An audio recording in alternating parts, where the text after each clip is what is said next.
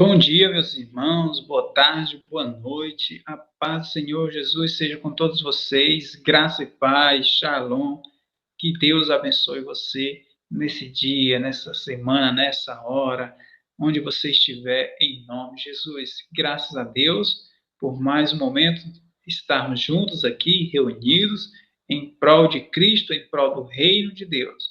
O objetivo final aqui desta aula, desse trabalho, desse canal, é o reino de Deus.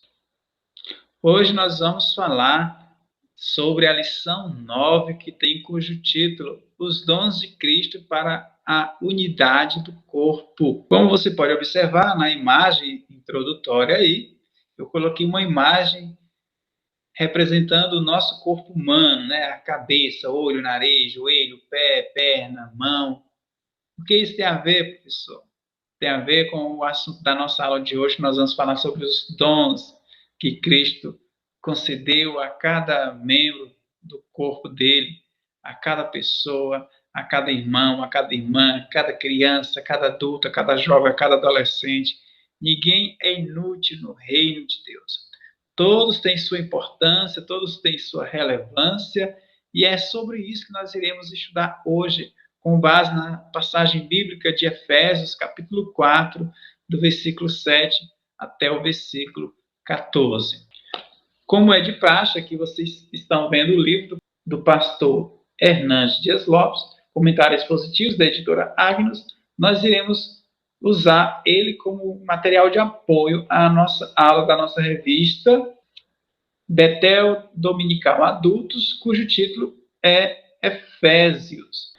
O textuário da nossa lição se encontra em Efésios, capítulo 4, versículo 11, que nos diz: Assim ele designou alguns para apóstolos, outros para profetas, outros para evangelistas e outros para pastores e mestres. Os objetivos da nossa aula são os seguintes: primeiro, destacar a importância dos dons dados por Jesus Cristo.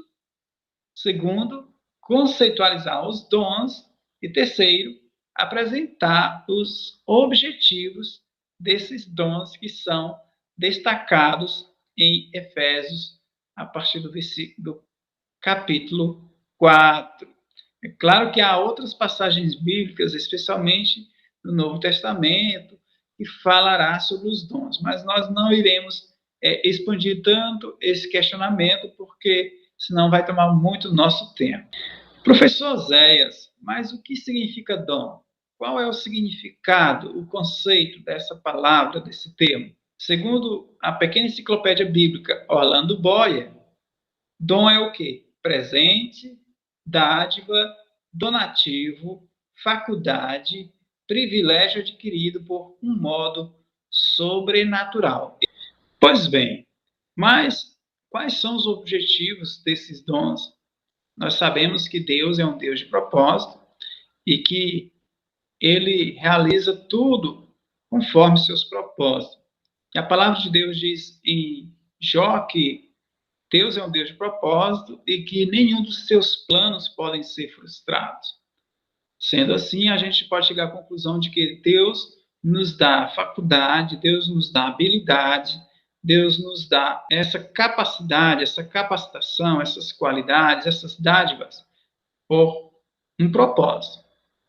E vejamos bem quais são os objetivos, tomando como exemplo essa referência bíblica de Efésios capítulo 4, do versículo 7 até o versículo 14, segundo Paulo, que escreveu aos Efésios.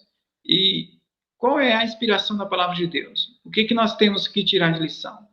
Vejamos bem. Primeiro, os dons eles servem para unir e edificar a igreja. Então, os dons servem para unir e edificar a igreja, porque nós estamos falando sobre o corpo de Cristo. Nós já temos falado nas aulas anteriores que nós somos um corpo, nós já temos falado nas aulas anteriores que Deus derrubou o muro da separação que havia entre nós e os judeus, entre nós e Deus, por meio da ação da graça de Cristo Jesus.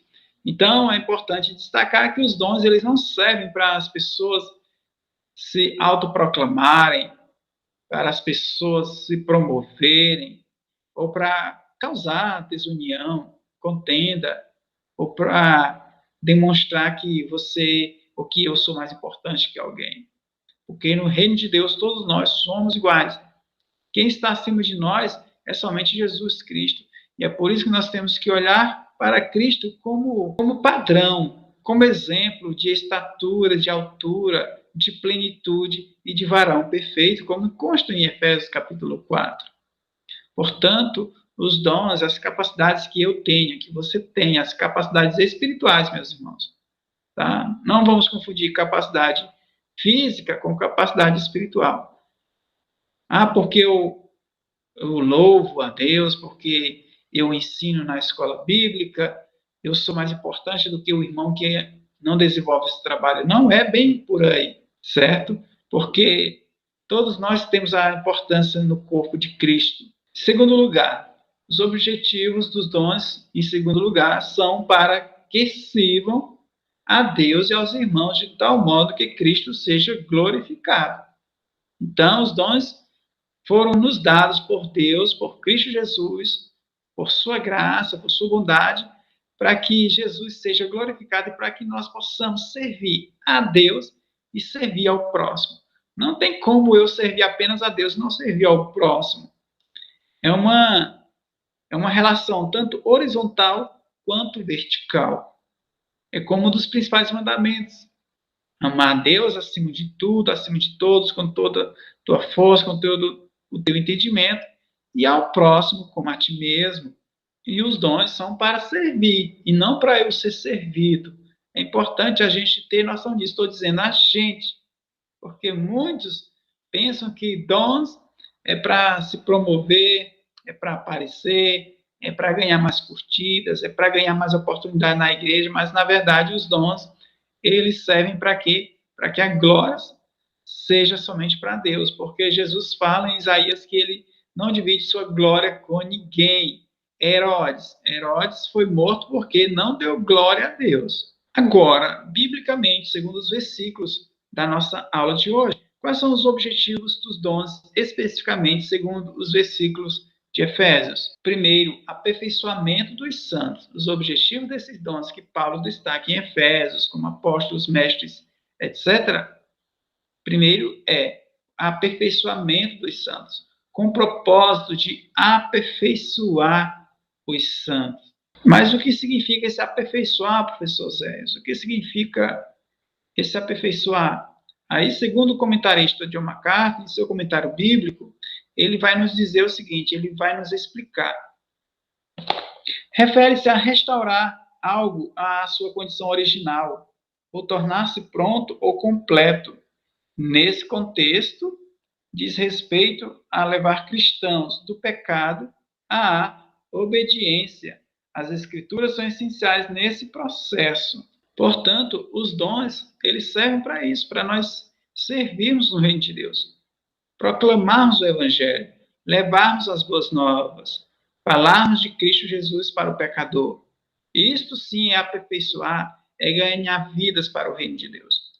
Nós iremos estudar sobre os dons de apóstolos, pastores, mestres, profetas, e o que tudo isso tem em comum? A palavra de Deus. A palavra de Deus é o que une todos esses dons, porque não tem como eu desenvolver o ministério de pastor, não tem como você ser mestre sem o estudo e sem a base da palavra de Deus. Os apóstolos, eles viveram a palavra, pregaram a palavra, fundamentaram a palavra, fundamentaram a igreja na palavra de Deus, que é Cristo Jesus. Então, a palavra de Deus ela é indispensável, ela é vital para que possamos desenvolver esses dons e levar o reino de Deus às almas perdidas. O segundo objetivo, segundo a passagem bíblica de Efésios, dos dons são para a obra do ministério, Efésios 4, 12 e B, como já falamos, para a obra do ministério, para trabalharmos, para desenvolvermos e prestarmos serviço no reino de Deus, conforme a minha capacidade. Se eu louvo, eu continuo louvando e adorando a Deus para a glória de Deus. Se eu sou recepcionista na casa do Senhor, que continue recepcionando as pessoas bem para o reino de Deus. Se eu sou evangelista, que eu continuo evangelizando para ganhar vidas para o reino de Deus. E terceiro, para que o corpo de Cristo seja edificado. E como é que um corpo pode ser edificado? Conforme a palavra do Senhor, conforme o ensino da palavra do Senhor, conforme a conduta da palavra do Senhor, com base no exemplo de cada um de nós vivendo a palavra do Senhor. Agora eu quero tecer com você algumas observações importantes, tomando como base o comentário do Hernandes Dias Lopes. A primeira, todo cristão possui algum dom. Isso é muito importante. Isso aí é com base na palavra de Deus. Você não é corpo de Cristo? Glória a Deus. Eu sou corpo de Cristo? Glória a Deus. Sendo assim, eu tenho essa convicção que Jesus me salvou, que Jesus morreu na cruz por mim, que Jesus me amou e que Ele perdoou meus pecados, e perdoa meus pecados, é paciente, é bondoso, tem compaixão para comigo. Então, saiba que você tem importância, tem valor no reino de Deus. Quero que valorize o que você tem. Você é um ser, você é alguém tão importante para Deus. Nada de ficar sofrendo angústia e dor neste seu complexo interior, dizendo às vezes que não é ninguém. Eu venho falar do valor que você tem. Eu venho falar do valor que você tem. Por quê? Por que você é importante? Ele está em você, o Espírito Santo se move em você, até em gemidos inexprimíveis, inexprimíveis. Daí você pode então perceber que para ele há algo importante em você. Por isso levante e cante, exalte ao Senhor. Você tem um valor, o Espírito Santo se move em você. Você tem um valor, o Espírito Santo se move em você. Amém? Você tem um valor, meu irmão. Você é importante. Façamos tudo para a glória de Deus. Como diz a palavra do Senhor. Se você empresta para alguém com sua mão direita, não deixe que a sua mão esquerda veja. Porque o importante é recebermos o galardão do Senhor. Muitos fazem para se promover, para se mostrar, para ganhar visualizações, para ganhar seguidores, etc. Inscritos, mas a gente tem que fazer tudo para a glória de Deus, porque o galardão que o Senhor nos dá é muito maior e é muito melhor do que o galardão e a recompensa das pessoas aqui na Terra. Segunda observação importante, existe grande variedade de dons. As pessoas pensam que dons que Jesus dá é só para pregar, é só para cantar e pronto. Não. Eu posso desenvolver o meu dom ministerial servindo em ofertas, em oração, ajudando os mais pobres, solidariedade, ação social. Eu posso fazer o serviço de limpeza da igreja. Eu posso compartilhar o reino de Deus pela internet. Há uma variedade de dons.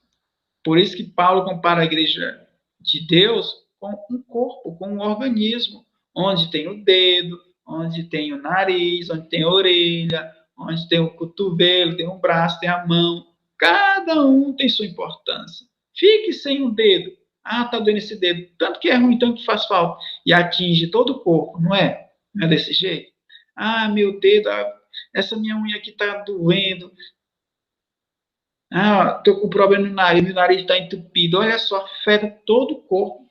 Eu não estou enxergando bem. Olha só.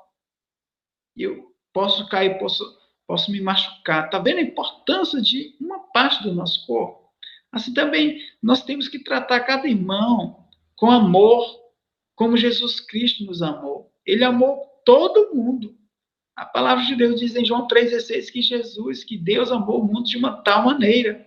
Ele não amou só os pastores, ele não amou só os apóstolos, ele não amou só os mestres. Ele amou cada um de uma tal maneira. Então, saiba que há uma grande variedade de dons e que vai além dessas variedades que consta aqui em Efésios. Terceira observação importante.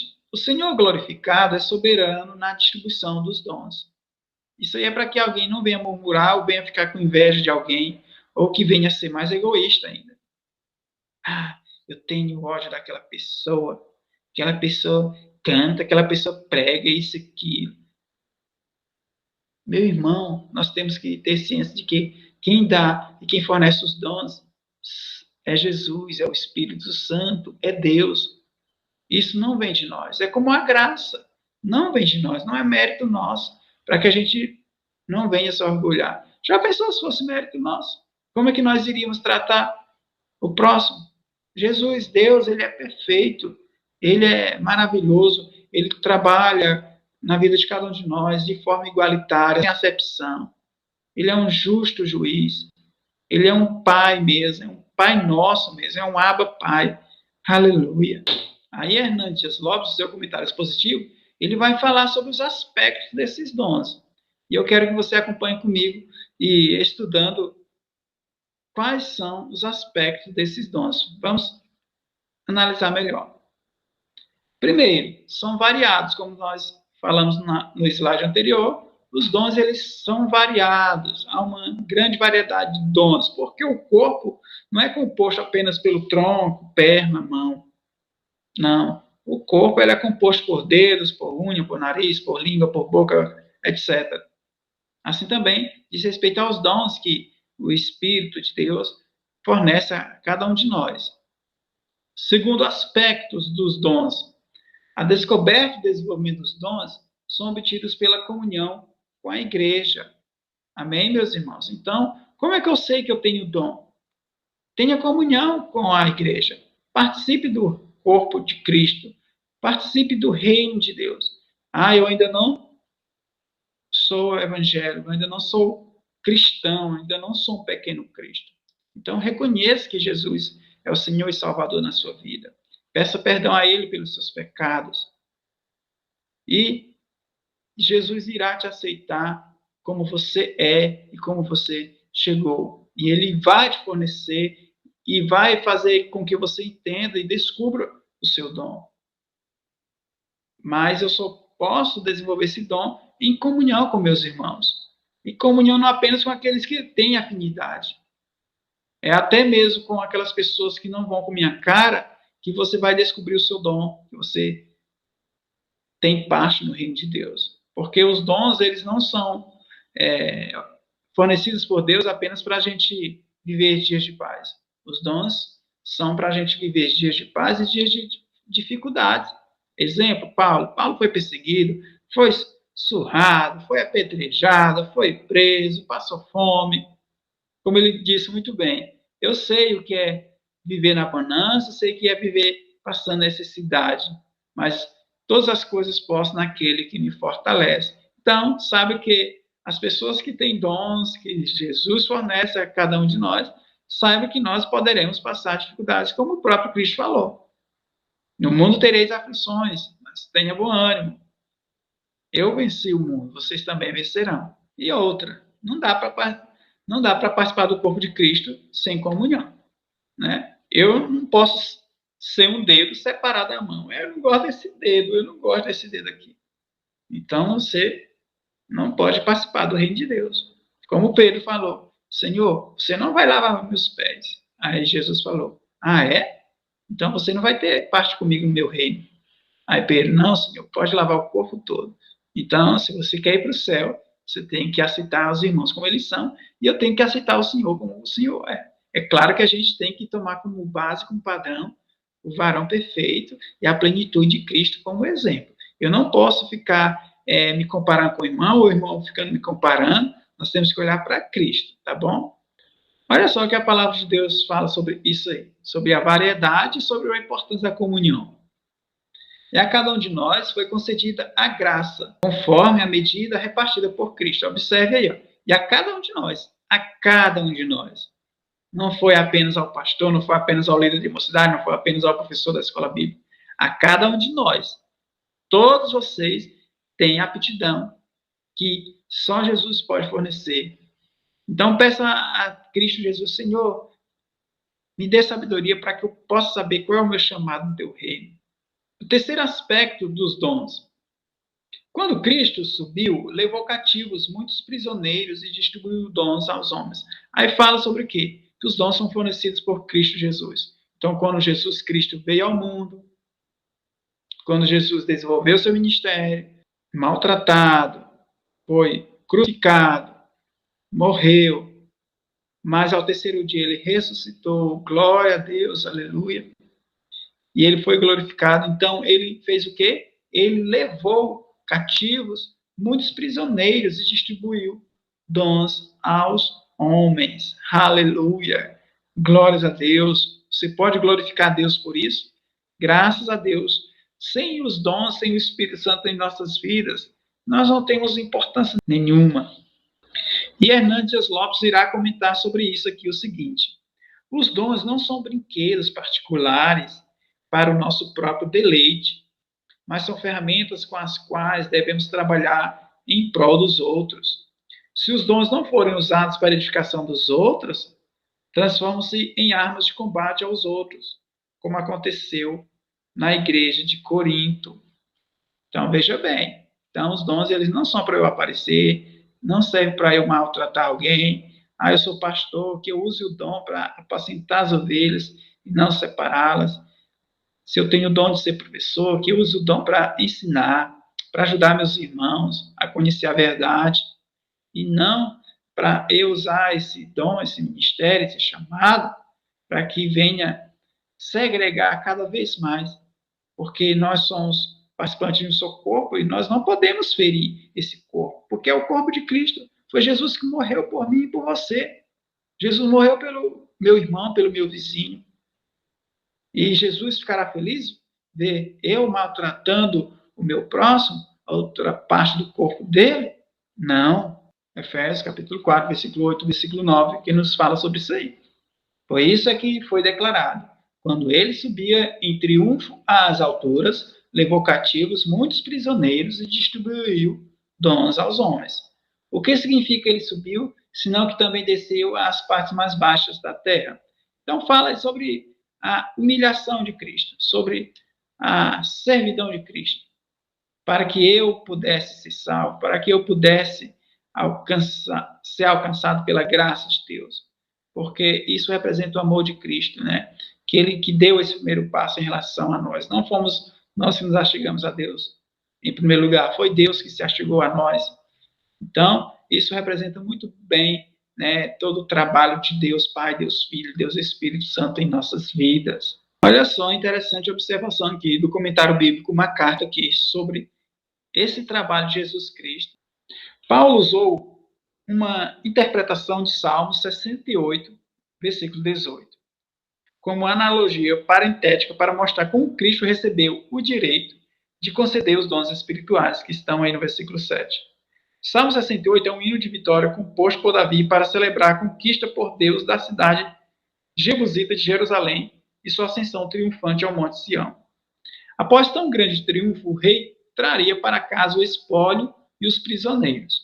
Aqui Paulo retrata Cristo retornando de sua batalha na terra, de volta à glória da cidade celestial, com os troféus de sua grande vitória no Calvário. Ele distribui o espólio por todo o seu reino. Aleluia! Após sua ascensão, vieram todos os dons espirituais revestidos de poder pelo Espírito, Espírito com E maiúsculo, o qual em seguida foi enviado.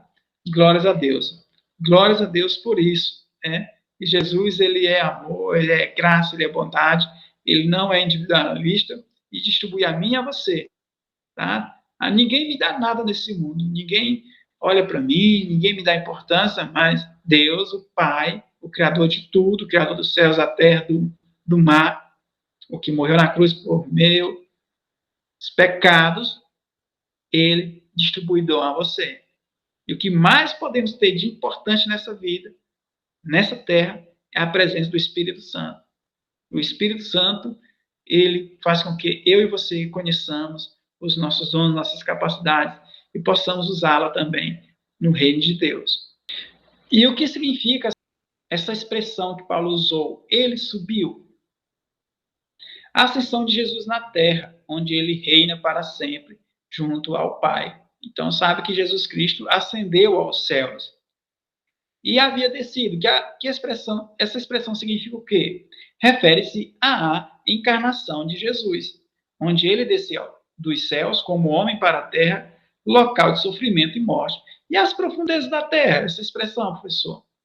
Isso, pessoal, estou falando do versículo 9, tá? Efésios 4 e 9. O trecho serve de contrastes aos altos céus, para onde ele ascendeu posteriormente. A frase aqui não aponta para um local específico, mas para a grande profundidade, como foi da encarnação, incluindo a descida de Cristo entre sua crucificação e ressurreição, além da terra, da sepultura e da morte, até o poço onde habitam os demônios, os espíritos na prisão. Pois bem, nós já tecemos quais são os objetivos dos dons, segundo Efésios, o apóstolo Paulo, palavra de Deus. Nós já caracterizamos, isto é, destacamos os aspectos desses dons. Agora nós iremos especificar e estudar especificamente quais são esses dons. Primeiro, vamos conhecer esse primeiro dom, que é o dom de apóstolo. Vamos conceitualizar o que é apóstolo. É um comissionado. Tinha 3 qualificações. Então, ser apóstolo é o quê? Ser alguém comissionado. Ou seja, ele está a serviço de alguém. Ele não tem esta aptidão espiritual, essa qualificação por si mesmo. Nasceu e, isso aqui é meu para mim. Não. Como a gente já tem estudado, é para o quê?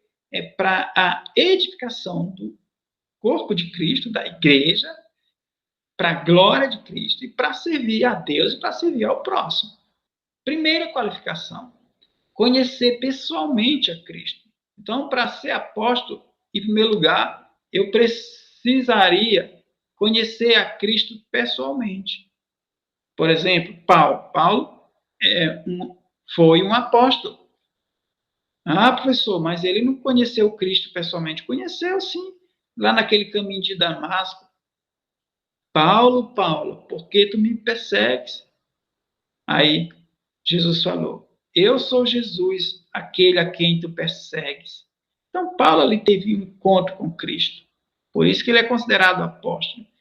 Hoje não tem mais essa de apóstolo. Pode ser um título usado porque apóstolo é uma pessoa comissionada que representa alguém, mas hoje não tem mais apóstolos. Quando Paulo morreu, foi o último apóstolo que teve. Claro que tem algumas igrejas que utilizam esse título, mas verdadeiramente mesmo não é um apóstolo. Olha só que a Bíblia corrobora sobre essa primeira qualificação aí, que precisa conhecer a Cristo. 1 Coríntios, capítulo 9, versículo 1 e 2. Veja bem. Não sou eu plenamente livre, não sou eu apóstolo, não vi eu a Jesus nosso Senhor, e não sois vós frutos do meu labor no Senhor?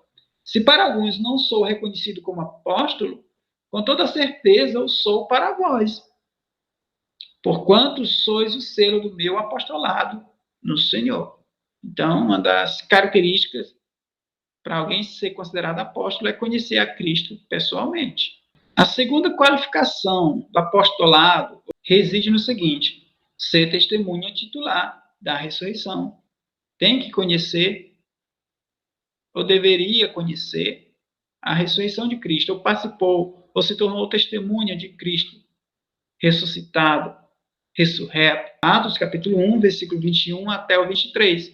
Sendo assim, é preciso que escolhamos um dos homens que estiveram conosco durante todo o tempo em que o Senhor Jesus viveu entre nós, desde o batismo de João até o dia em que Jesus foi levado dentre nós ao céu. É fundamental que um deles seja conosco testemunha de sua ressurreição. Então propuseram 2 nomes, José, chamado Barsabás, também conhecido como Justo, e Matias. E vocês sabem que Matias foi escolhido naquele sorteio. Então, uma segunda característica de alguém que é apóstolo é conhecer o ministério de Jesus, desde o batismo de João até a ressurreição de Cristo Jesus. A terceira característica ou qualificação do apóstolo ter o ministério autenticado com milagres especiais. Vamos para a Bíblia. 2 Coríntios, capítulo 12, versículo 12.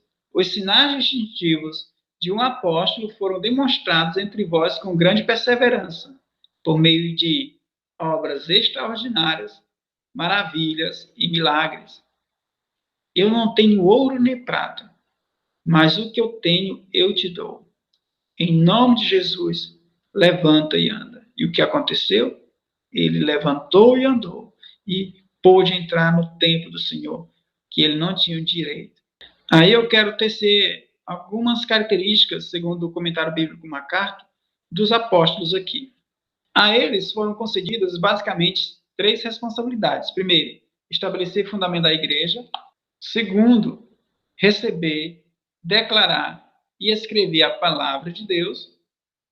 Terceiro, e confirmar essa palavra por meio de sinais, maravilhas e milagres. O termo apóstolo é utilizado de forma mais genérica a respeito de outros homens na igreja primitiva, como Barnabé, que está em Atos 14:14, Atos 14:4, Silas, 1 Tessalonicenses 2:6, Timóteo, 1 Tessalonicenses 2:6, e outros, Romanos 16:7, Filipenses 2:25.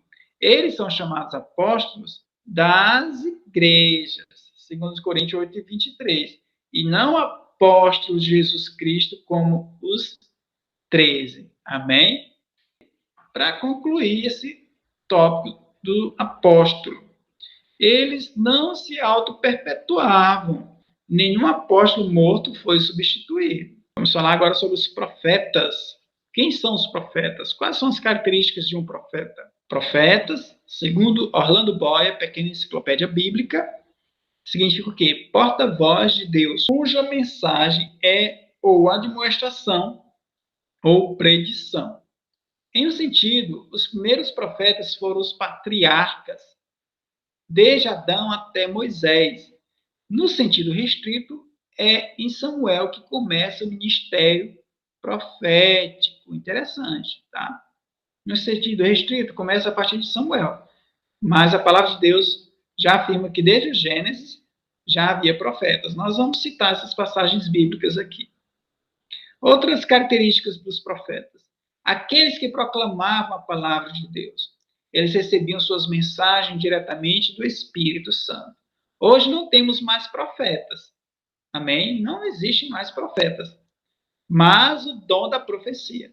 Como nós estamos falando sobre os dons, o dom da profecia, tá, meus irmãos? Não existe mais profeta, só o dom que é concedido por Cristo Jesus, que é a exposição fiel das Escrituras, da palavra de Deus. Ah, Deus, o que o Senhor tem para mim? Senhor, fala comigo, a tua palavra e tal.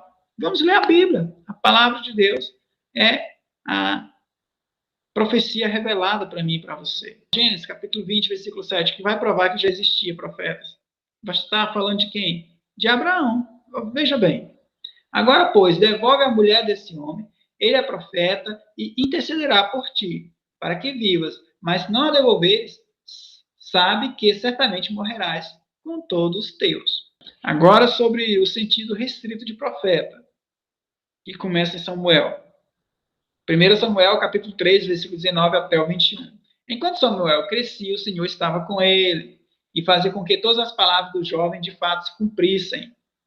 Todo Israel, desde Dan até Beceba, reconhecia que Samuel estava confirmado como verdadeiro profeta do Senhor. E o Senhor continuou aparecendo em Siló, onde havia se revelado a Samuel por meio de sua palavra. Agora eu quero citar o comentário do reverendo Hernandes Lopes sobre o dom da profecia, quando ele vai citar John Stott.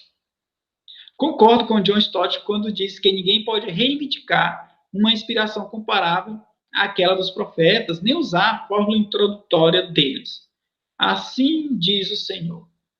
Se isso fosse possível, teríamos de acrescentar as palavras de tal pessoa às Escrituras, e toda a igreja teria de escutar e obedecer.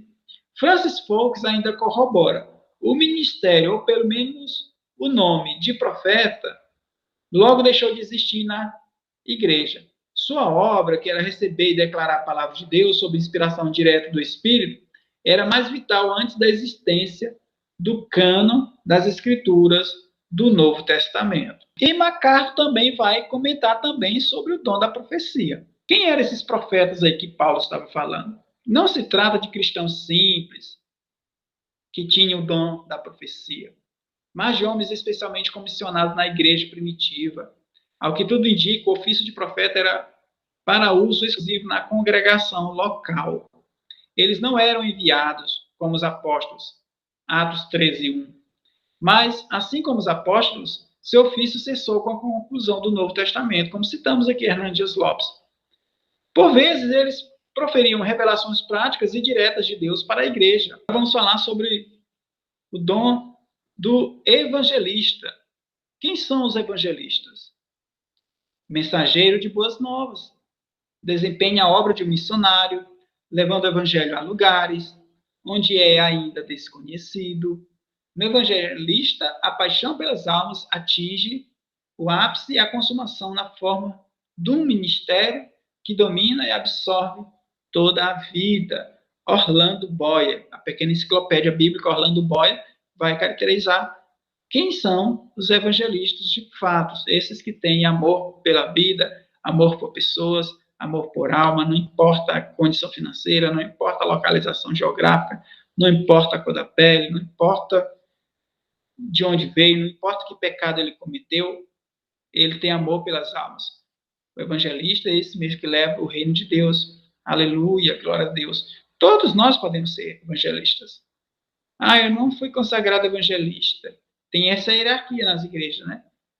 Tem auxiliar, diaconisa, cooperadora, presbítero, evangelista, missionário. Mas sabe que quando nós aceitamos Jesus como Senhor e Salvador, ele comissionou os discípulos. Discípulo é todo aquele que crê em Jesus.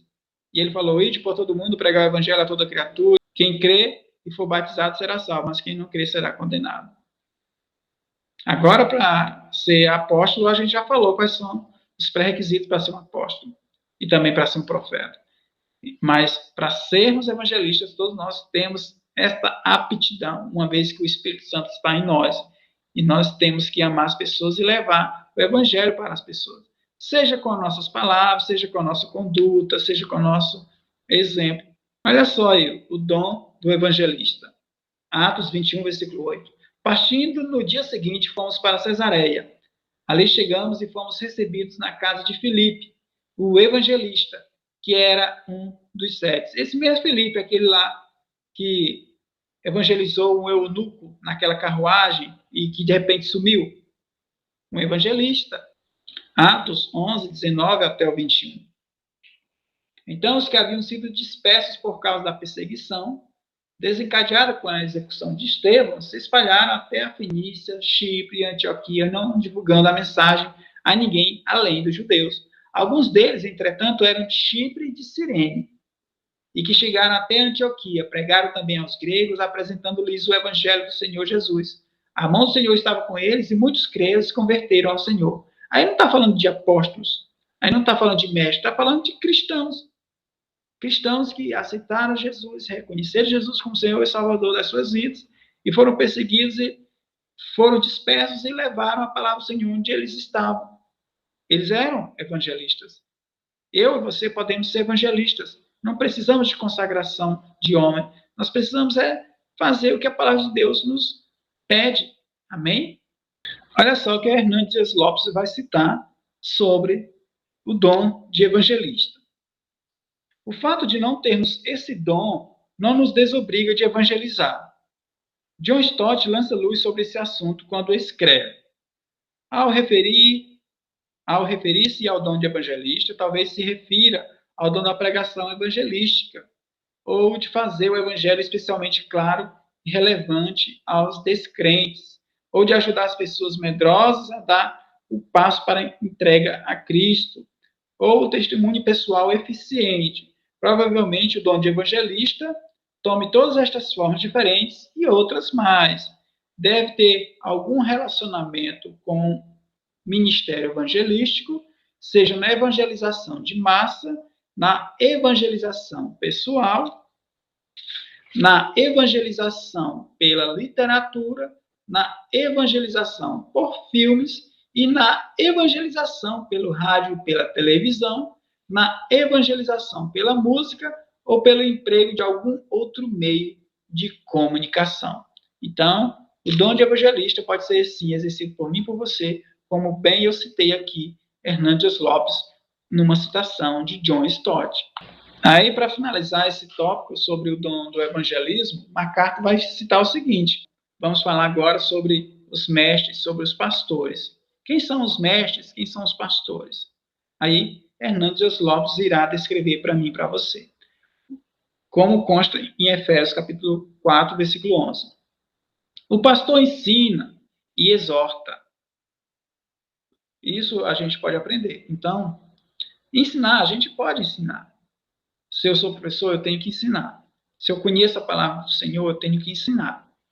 Mas a exortação cabe a quem? Ao pastor. Eu não posso receber uma oportunidade na igreja, ou num pequeno grupo, e exortar os irmãos. Irmão, você tem que mudar, usar um versículo ali para... Não, essa função cabe ao pastor. Tá bom, meus irmãos? Ele alimenta, cuida, protege, vigia e aconselha as ovelhas por meio da palavra. Esse é o ministério da apacentação. Tem muitos que são pastores, mas não sabem apacentar. Talvez o ministério dele não é ser pastor. Embora todo pastor deva ser um mestre, nem todo mestre é um pastor. Então, é um pré-requisito. Todo pastor tem que ser um mestre, ou seja, tem que conhecer a Escritura e tem que viver a Escritura, dar exemplo, um caráter de cristão. Mas nem todo mestre é considerado um pastor. É bom sabermos disso. Aí MacArthur também vai caracterizar também, concordando também com Hernandes Lopes. O significado normal de pastor é ministro, de modo que as duas funções juntas definem um pastor que ministra. É alguém identificado como alguém que está debaixo do grande pastor Jesus.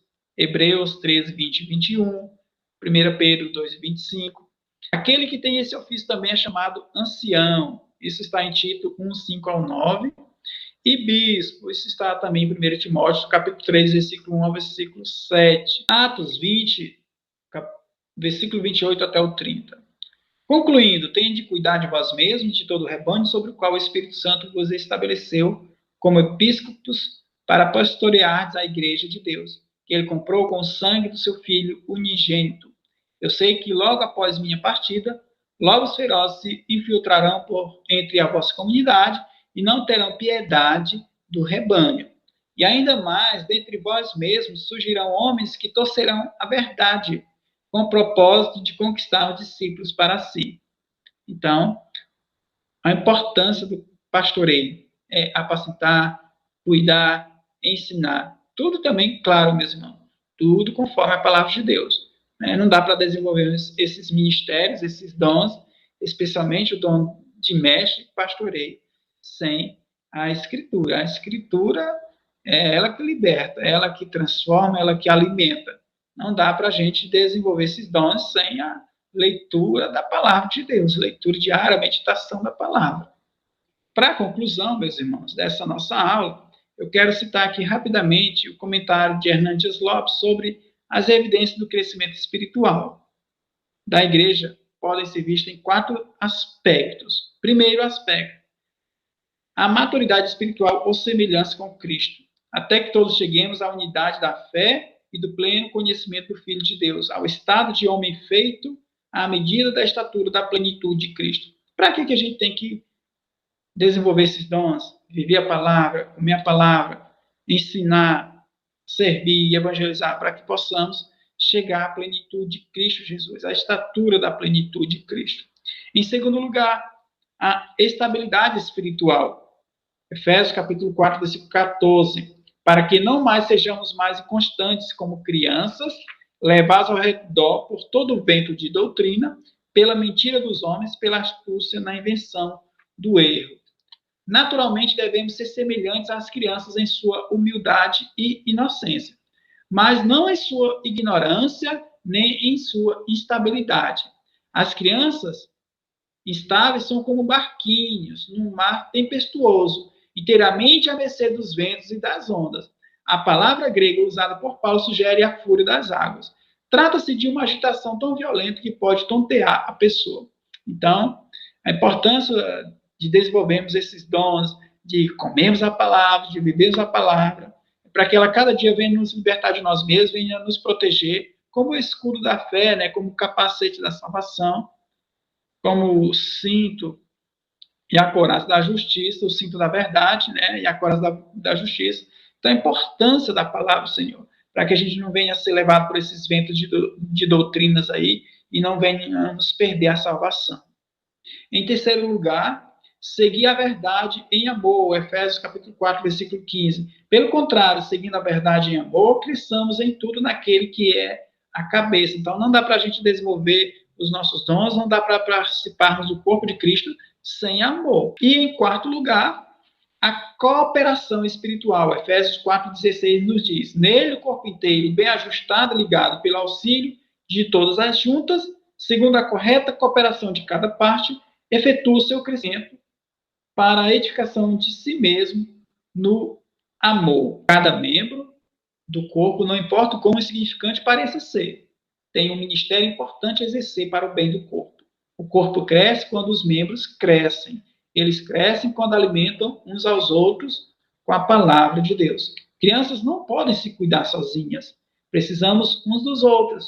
Um cristão isolado não pode ministrar aos outros nem receber ministração. Isso é forte. E para concluir, temos aqui a visão de Paulo para a igreja. A nova sociedade de Deus deve demonstrar amor, unidade, diversidade e maturidade sempre crescente. Essas são as características de uma vida digna da vocação do nosso chamado. É com muita alegria, meus irmãos, que eu concluo esta aula. Aqui você pode observar as referências que eu utilizei para desenvolver essa nossa aula, esse nosso estudo. Eu agradeço a sua presença, sua participação. Que Deus continue abençoando você, sua vida, seu ministério, sua casa. Que Deus te abençoe. Que Deus te dê uma excelente semana, um excelente dia, uma excelente tarde, uma excelente noite. E fique com Deus, na paz do Senhor Jesus.